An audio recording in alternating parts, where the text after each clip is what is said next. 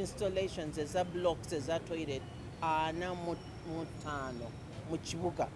Omulabi waffe yeekumidde ku mukutu gwa Saka News katukutuuseeko amapya agakagwawo nga gano ge g'okugobwa kwabadde Nankulu wa KCCA Dorothy Kisaka.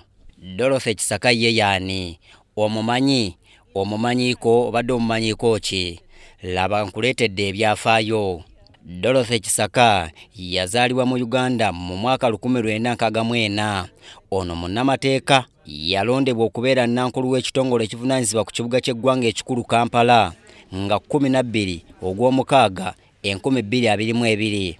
Ono yaddira Jennifer Musisi eyatandikawo ekifo kya Nankulu wa KCCA era ng'ono yalekulira ng'ennaku z'omwezi 15 Ogw'Ekkumi 2018.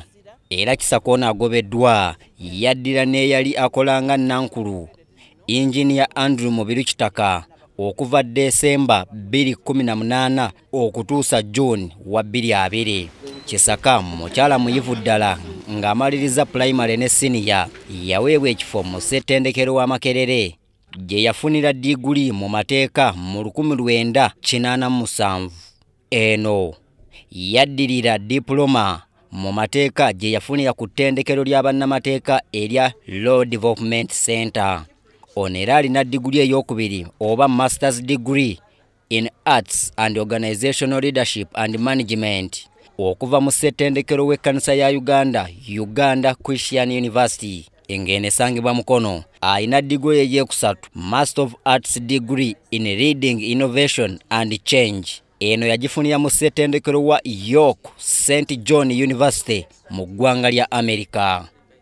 Yaliko muwabuzi wa President mu office ya Ssaabaminisita. Ono era yali Ssaabawaabi mu kampuni y'abamateeka eya Kiyimba Kisaka and Company Advocates okuva mu 1999 okutuusa 2014.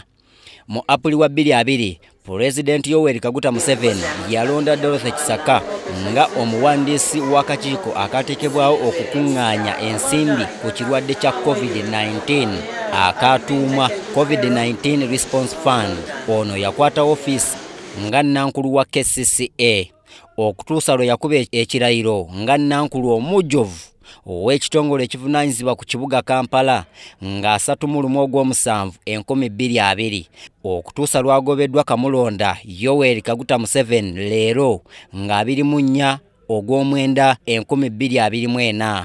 Era ono bamugobye n'omumyuka we Engineer David Luyimbaz wamu ne Director w'ebyobulamu mu kitongole ekya KCCA Dr. Daniel Okero. Weebale nnyo okwekumira ku mukutu gwa Saka News.